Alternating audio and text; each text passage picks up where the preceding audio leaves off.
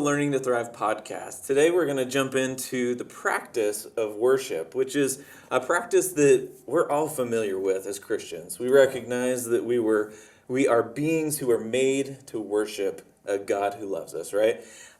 However, what we might not be quite as familiar with is the faith skill of wonder, which is where worship falls under. Wonder is this idea of reflecting the beauty, the creativity of God and His creation. So we're going to discover and look at how worship fits within that faith skill of wonder. So Pastor Ryan, why don't you jump us off and help us understand where worship fits into our Christian life? Yeah, absolutely. So when it comes to the Christian life and living it out, there are a lot of different components to that, a lot of different elements to that. Some of that is going to be the things that you actually do. Some of that is going to be your attitude or your mindset, a demeanor.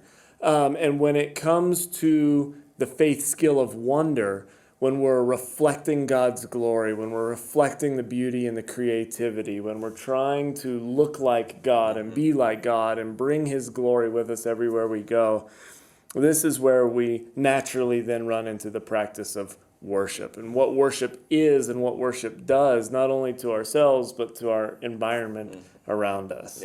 Yeah, worship is something I think that as Christians, like I said, we are familiar with at least, and maybe even comfortable with. But I think an important aspect of worship is to understand that worship happens all around us, right? Yeah. In Scripture, the prophet Isaiah talks about how foolish it is to worship these man-made things that we see in front of us, we whittle with our own hands, and then we worship it.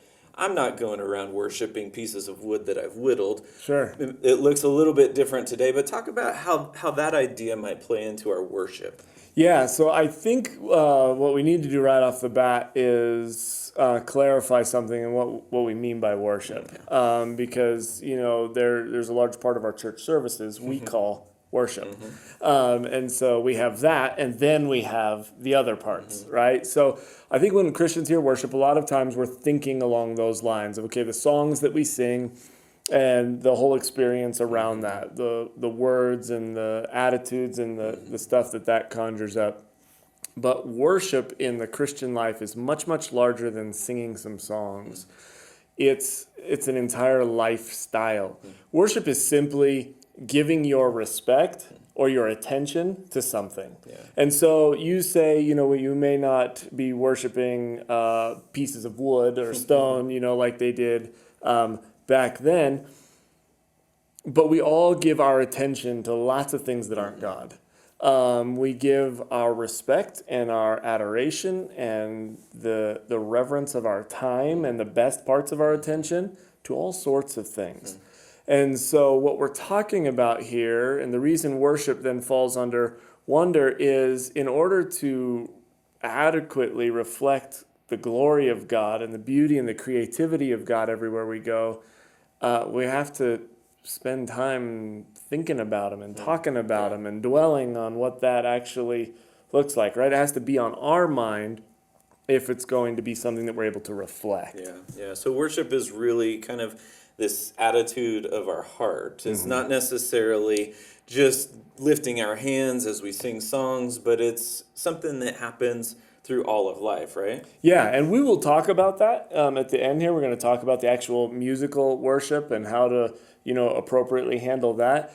But definitely what we're talking about in this practice is an entire way of life, an entire way of living your life with God as the focus, with God, with your attention on God. We've addressed it in another faith skill, but I'll bring it up again. C.S. Lewis says, you've heard the statement, don't become so heavenly minded that you lose your earthly value. But Lewis reminds us that if you go back and look in the Christian life and the history of the church, you'll find that those who had the greatest impact in this world were the ones who thought most of the next.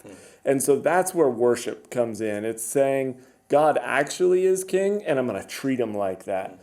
God is actually Lord of my life, and so I'm going to respond appropriately. Yeah, so what kind of, if we think of worship more in this kind of attitude or heart direction, what are kind of some appropriate ways that I might worship God? If it's not just music or it's not just even reading scripture or prayer, what are some things that I can do to show worship? Sure. So the structure of Thrive moves along, some growth and development here, where we start by talking about communion in this faith skill, or the faith skill of communion in the environment of discover who God is. Yeah. We then move on down through, Thanksgiving and stewardship and Sabbath into this faith skill of wonder. And the reason that we've done that, there's, the intentionality behind that. And it's all building upon each other, right? So how do you live a life of worship, of adequate worship towards God? Well, it's going to require you putting your faith and trust in his provision, in stepping into his rest, like we talked about in Sabbath. So it's going to require you to be good at the skill of Sabbath. It's going to require you to be somewhat good in the skill of stewardship, of taking what God has given us and being able to be trustworthy with that. It's going to take skill in the area of thanksgiving, recognizing what God has given to us and appreciating that properly. Yeah. And then, of course, an attitude of communion and the skill of developing that awareness of God's presence and enjoying relationship with him. As we get better in all of these areas, we will naturally find ourselves stepping into a place where more and more our thoughts are on God. Our attitude has been adjusted, right? We talked in the practice of prayer that it's not about changing God's heart to match mine, but about changing my heart to align with his. Yeah. So the better we get at these other skills, then the better we're going to set ourselves up to be able to worship. And that's not the only way, right? I'm not saying the only way to get good at this is to get good at literally everything else, but it's going to start with that. Yeah, you're so right. We've talked about this kind of flow that we have with the environment of discover, and it's not only that those other 4 faith skills are going to help me in my pursuit of being a worshipful person, but they are worship in and of themselves. Absolutely, yeah. That the way that I do those things help me to worship God and inform what my worship looks like when I am worshiping God. So we've talked about this kind of flow that we have inside of Discover, that we start at communion. We have to know who God is, what he has done for us, and that's really going to inform the way that we worship. So we start at communion and work our way down into wonder. But we can only be really good at wonder if we have worked our way through some of these other things. And I think for the environment of wonder, the first thing that comes to my mind is just kind of this sense of awe and reverence, absolutely. right? Of just sitting in the presence of God. I can't sit in the presence of God unless I have communed with God. Yeah, and know developed who an he awareness is. of his presence, Yeah, right. certainly. So tell me a little bit about where you see that connection of how we can sit in the presence of God in awe of him through the way that we have developed our communion and our presence with God. Yeah, so when it comes to wonder, and I love that word because it conveys that sense of awe, which is appropriate. If you ask my wife, she'll tell you that I've stopped using the word awesome for anything other than God. Because when it comes to my worship, I want to make sure, and it's not, there's no magic bullet of saying, well, if I use the word this way or don't use it this way, or pick on people when they do use it, that means I'm good at worship, right? Yep. But for me, it's actually a conscious decision to say, I'm reserving this word and this idea for God and God alone.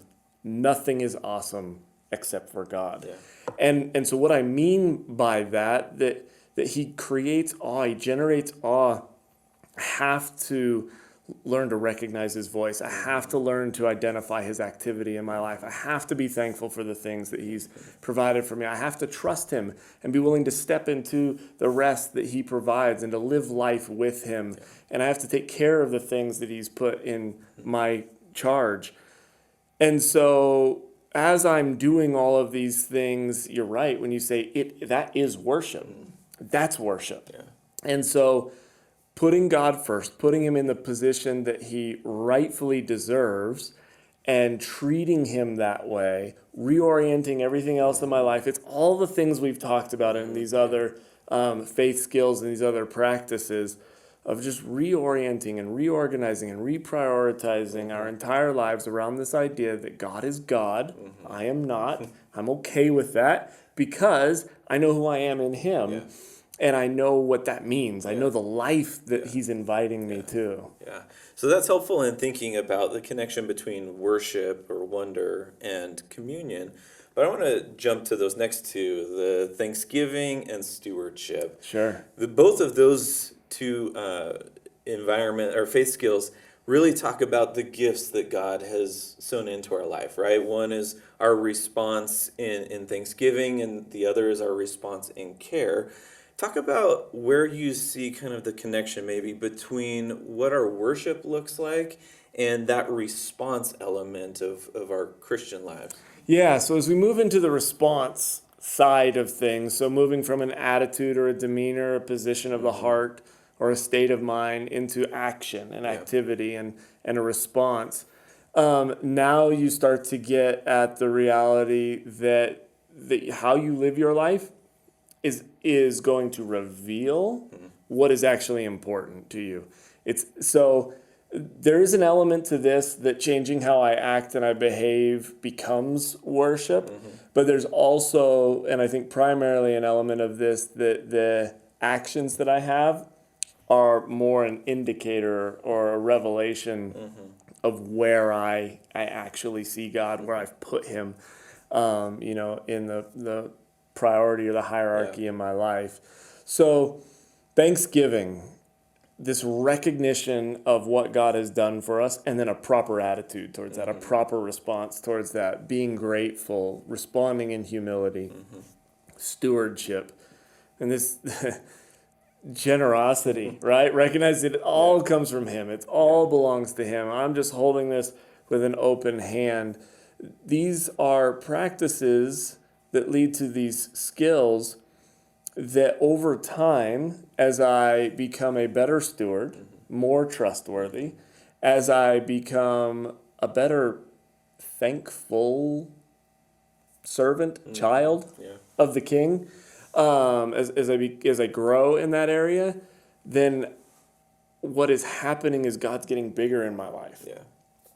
His reality, or the reality of him in my life, is growing in comparison to everything else. So he's crowding out and pushing out anything that would compete against him in those sorts of ways. And so it's just making more space, making more room, growing my capacity for God.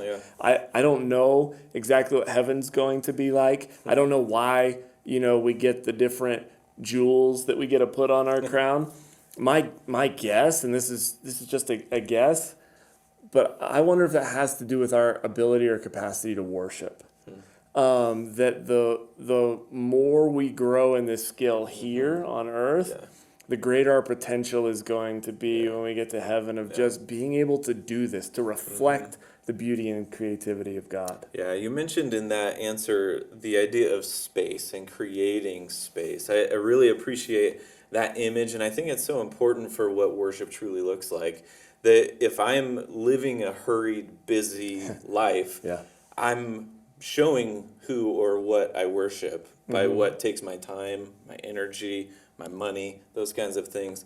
But if I'm truly going to worship God, it requires space, and not just physical space, but emotional space, relational space, financial space, all those sorts of things play a role in that. Can you give me an example of what space in life might look like in creating this room for worship? Yeah, so this is a fascinating situation that you bring up, because I think most people, if you were to ask most people who attend a church, who do you worship? God's going to be the answer, right? God above everything else.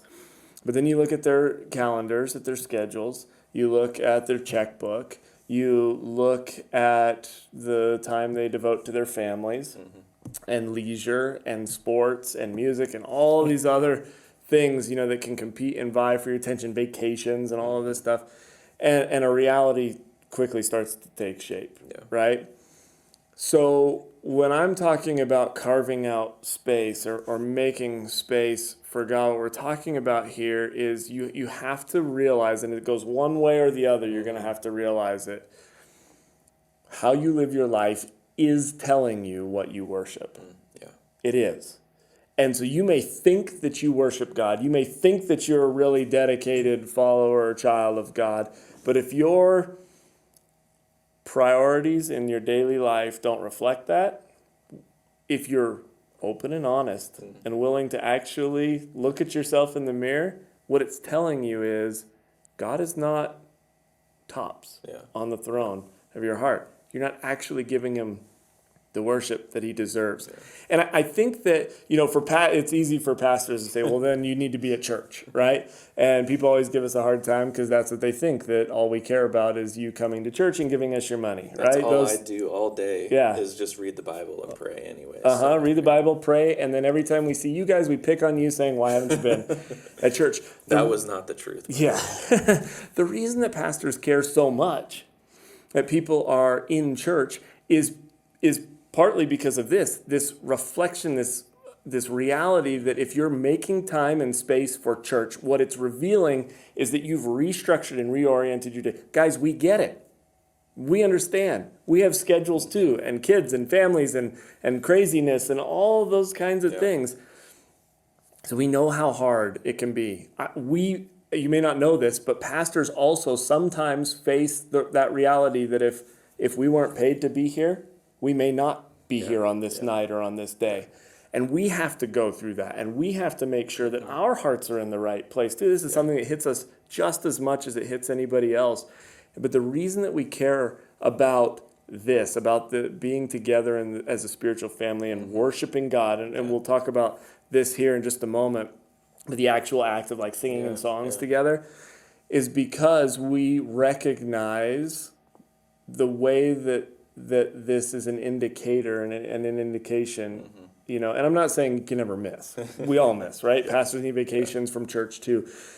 But what we're saying is when we see the daily habits start to change and we see that this becomes a part of your weekly routine, what it's revealing to us is that God is king, God is on the throne, and your heart has adopted that attitude of appropriate worship. Yeah, and integral in that understanding is not just that I'm in church or that I worship God, but that God has priority. You mentioned that. And I love an example that you shared with me a couple of times where we are Broncos fans through and through here. And if we know the Broncos play on Sunday afternoon, we're going to reorganize our schedule to accommodate for the Broncos, right? Or if it's a Monday night game, we're not scheduling something to happen on Monday night. Yeah. And that's one of the things as a pastor that has really broken my heart, especially as a youth pastor in my former years, is